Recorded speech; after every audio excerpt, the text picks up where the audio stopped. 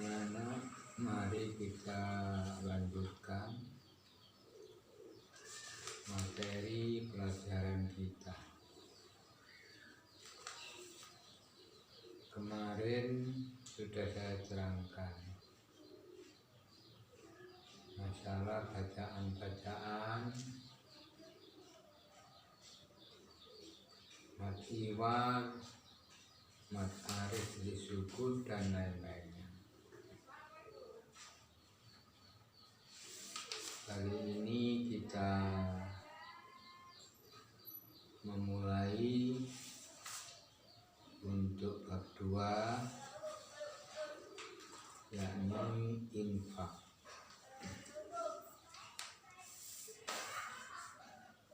Ada beberapa istilah dalam Islam tentang mengeluarkan harta. Dan tidak hanya harta,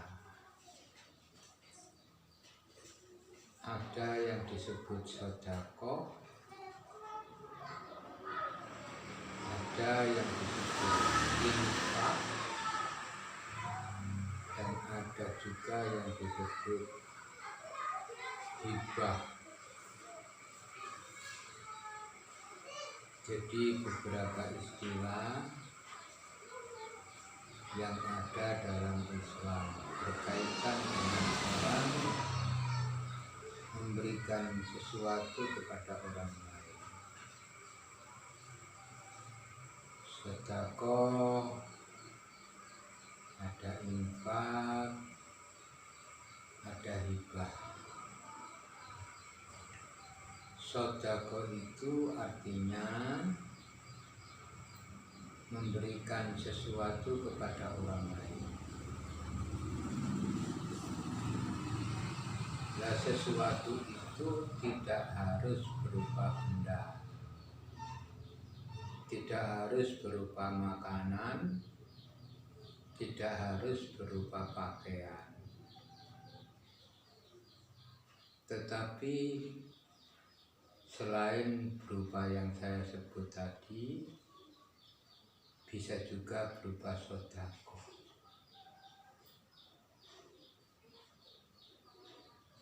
Di antaranya orang berwajah cerah bila ketemu dengan orang lain, itu juga disebut sedekah.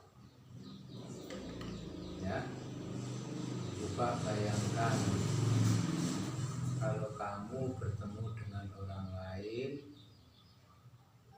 kamu tidak merasa bersalah,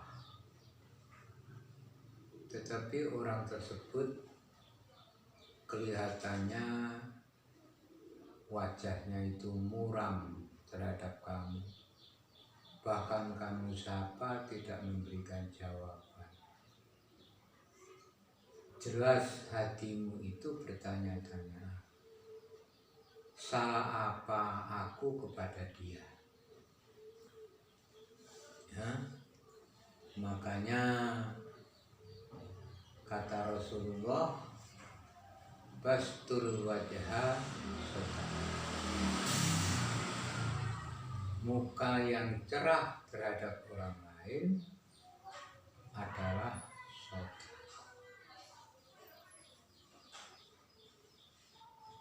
Jadi sedekah itu tidak hanya berupa beras, tidak hanya berupa pakaian, tidak hanya berupa makanan yang lain, bahkan menyingkirkan halangan di jalan, contohnya batu yang ada di tengah jalan. Bila kita tidak menyingkirkannya, maka orang lain akan khawatir nanti jatuh kendaraannya itu lantaran batu tersebut. Kamu singkirkan ke tepi jalan. Itu juga merupakan sedekah. Luas sedekah itu. Ada lagi yang namanya hibah. Hibah itu artinya memberikan sesuatu kepada orang lain tanpa dimintai pertanggungjawaban. Contoh, saya hibahkan tanah ini kepada si A. Maka si A menerima tanah hibah ini. Apakah digunakan untuk rumah, digunakan untuk toko, dijual, dan lain-lainnya? Si pemberi tidak menuntut tanggung jawab. Itu adalah hibah. Jadi memberikan sesuatu kepada orang lain dengan ikhlas tanpa dimintai pertanggungjawaban, itu namanya hibah. Sekali lagi saya buatkan contoh, saya punya sepeda motor. Saya hibahkan kepada si B. Apakah digunakan untuk kendaraannya? Apakah setelah saya beri sepeda motor itu dijual? Terserah kepada yang menerima. Saya tidak menuntut pertanggungjawaban. Itu namanya hibah. Kemudian yang kita bicarakan pada bab 2 yaitu infak. Infak ini memberikan sesuatu yang terkait dengan masalah tanggung jawab kepada keluarga.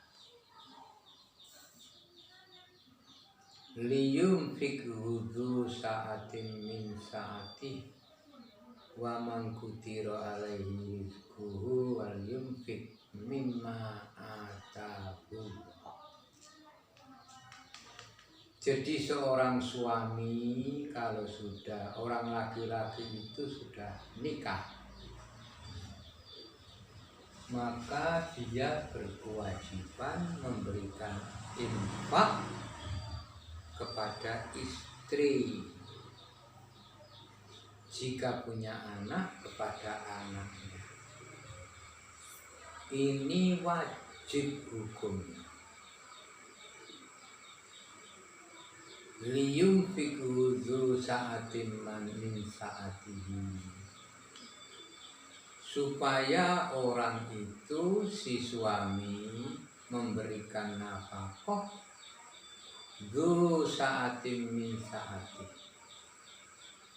Ketika diberikan rezeki yang luas, berikan infak kepada istri dan anak itu sebagaimana rezeki yang diberikan kepada suami. Banyak, berikan banyak. Wa man qudira alaihi rizquhu, dan ketika diberi rezeki yang masih sempit, fal yunfik mimma atahullah, maka berikan rezeki sedikit itu infak kepada istri dan anak. La yukallifullahu nafsan illa wus'aha. Allah tidak membebani seseorang kecuali pada batas kemampuan masing-masing. Jadi jelas anak-anak, kalau infak itu memberikan harta. Seorang suami kepada istri, seorang suami kepada anaknya, seorang anak kepada orang tua yang sudah dalam keadaan tidak bisa mencari nafkah, itu namanya infak. Sebagaimana ayat yang saya sebut tadi, tidak memaksakan liyunfiqu sa'atin min sa'ati wa man qudira alaihi rizquhu falyunfiq mimma ataahu Allah la yukallifullahu illa wus'aha. Supaya suami ngekei nafkah nang bojone nang anake. Ketika diberi kejembaran rezeki, banyak rezeki, berikan kejembaran kepada istri. Tetapi ketika diberi rezeki yang masih sempit, maka rezeki sedikit itu berikan kepada suami istrimu. La yukallifullahu nafsan illa wus'aha. Allah Ta'ala tidak membebani seseorang kecuali pada batas-batas kemampuannya. Kalau diberi rezeki banyak tetapi istrinya diberi nafkah kurang, suami itu berdosa. Hati anak-anak, ini sangu untuk masa depanmu, terutama bagi laki-laki yang besok akan berumah tangga. Anak-anak sekalian yang perhatikan sungguh dari keterangan saya. Jadi ada beberapa istilah: satu sedekah, dua hibah, tiga infak. Yang pengertiannya sudah Pak Andi jelaskan masing-masing. Sehingga nanti kalau ada orang bertanya, "Nak, apa hibah itu, Nak?" Kamu jangan mengecewakan Pak Andi, harus bisa menjawab dengan benar. Apa sedekah itu, Nak? Harus bisa menjawab dengan benar. Apakah menyingkirkan duri di jalan itu termasuk sedekah, Nak? Jawab dengan benar.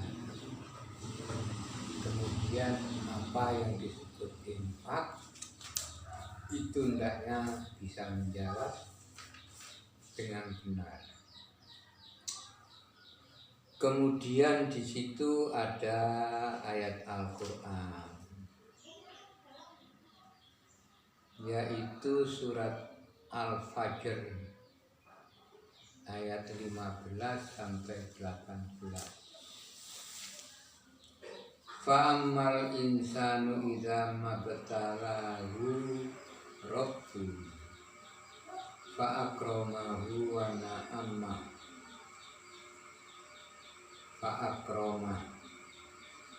na'amah fayaqulu rabbi akraman wa amma idza mabtalahu faqadara alaihi rizqahu fayaqulu rabbi ahanan kalla bala tukrimunal yatim wala tahazuna ala ta'amil miskin. Fa amma di situ ada mim tasdid, itu bacaannya huna. Kemudian ada alifnya mad tabi'i, dibaca agak panjang. Fa amma al-insan dan seterusnya sudah saya terangkan. Fa'amal insanu, lihat pada sampingnya ada mufradatnya. Maka adapun manusia, idza mabtalahu, apabila Tuhan mengujinya, fa'akroman, lalu memuliakannya, wana amah, dan memberinya kesenangan. Fayaqulu, maka mereka berkata, Robbi akroman, ya Allah, Tuhanku telah memuliakan. Wa amma idza mabtalahu, dan apabila Tuhan mengujinya, faqadara, lalu membatasi, menyempitkan, alaihi, atas dirinya, rizqahu, rizkinya. Fayaqulu, maka dia berkata, Robbi, Tuhanku, ahanan, telah menghinaku. Kala, sekali-kali tidak. Bala tukrimun, bahkan kamu tidak memuliakannya. Al yatim, anak-anak yatim, wala tahazuna, dan kamu tidak saling mengajak, ala ta'amil miskin, terhadap atas untuk memberi makan kepada anak-anak yatim. Anak-anak, lihat ayat yang pertama. Ketika Allah memberikan rezeki yang banyak kepada seseorang, ketika Allah memberikan kesenangan kepada seseorang, maka orang itu mengatakan, aku telah dimuliakan oleh Allah. Tetapi ketika orang itu diberi kesempitan, maka orang itu mengatakan, aku dihinakan oleh Allah. Ini adalah karakter, watak dari manusia itu sendiri. Itu adalah merupakan ujian-ujian. Diberi kesenangan oleh Allah adalah ujian. Yang kesenangan itu besok akan dimintai pertanggungjawaban di hadapan Allah. Diberi kekurangan oleh Allah adalah ujian. Bukan Allah Ta'ala menghina kepada seseorang, tidak, adalah merupakan ujian. Ada kalanya orang itu diberi kekayaan yang melimpah ruah. Justru orang itu menjadi hina di hadapan Allah Ta'ala. Karena apa? Karena dengan kekayaan itu tidak lagi digunakan untuk berbuat baik, tetapi berbuat maksiat kepada Allah Ta'ala. Coba perhatikan, banyak. Bahkan sejarah mencatat pada zaman Nabi-Nabi dahulu, siapa itu Qarun? Orang yang diberi kekayaan oleh Allah yang luar biasa. Kuncinya, kunci gudang barangnya itu dipikul oleh orang yang kuat-kuat, tidak mampu karena sangat banyak. Itu kuncinya. Lah, betapa besar barang yang ada di dalam gudang. Tetapi justru malah hina di hadapan Allah Ta'ala karena mengaku dirinya sebagai Tuhan, menganggap dirinya itu orang yang mulia. Karena apa? Dengan banyak hartanya. Oleh Allah ditenggelamkan ke dasar bumi seluruh kekayaan Qarun. Sehingga ketika ada orang yang menggali sumur, tentunya kok menemukan guci berupa besi yang di dalamnya itu dibuka berupa emas, orang menyebutnya menemukan harta Qarun. Jadi ini loh anak-anak, rezeki yang banyak tidak memberikan orang itu tambah baik, justru tambah hina di hadapan Allah Ta'ala. Tetapi ada juga orang yang diberi rezeki yang kurang, justru malah dia itu semakin mendekat kepada Allah Ta'ala, semakin baik, semakin tawadhu, semakin sabar dan sebagainya. Allah telah mengujiku. Mungkin dengan kemiskinanku ini adalah merupakan cara Allah Ta'ala memuliakanku di hadapannya, dunia sampai akhirat besok. Ini karakter watak manusia yang sudah diungkapkan oleh Allah di dalam surat Al-Fajr. Anak-anak, di samping itu orang yang baik ini orang yang selalu memperhatikan nasib anak-anak anak orang miskin. Jadi hati mereka itu terenyuh ketika melihat anak yatim, orang miskin yang hidupnya selalu kekurangan. Pagi belum makan apa-apa karena tidak ada yang dimakan. Sampai siang baru ketemu sesuap nasi. Itu pun mencarinya dengan memeras keringat. Oleh karena itu kita dapat menyimpulkan senang dan susah di dunia ini adalah merupakan ujian. Senang merupakan ujian, susah merupakan ujian. Ketika kita senang diberi rezeki yang banyak, banyaklah sedekah kepada orang lain. Ketika kita diberi kemiskinan, maka sabarlah sehingga senangmu bisa memberikan pahala dan susah miskinmu juga merupakan sarana mendapatkan pahala dari Allah Subhanahu wa Ta'ala.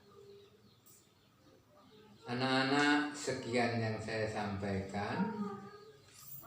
Kemudian hafalkan surat Al-Fajr. Besok akan saya uji dan saya suruh menghafalkan satu-satu dan saya nilai, dan nilainya saya gabungkan dengan ulangan-ulangan tulis. Oleh karenanya maka manfaatkan waktu ini dengan sebaik-baiknya. Sekian, assalamualaikum warahmatullahi wabarakatuh.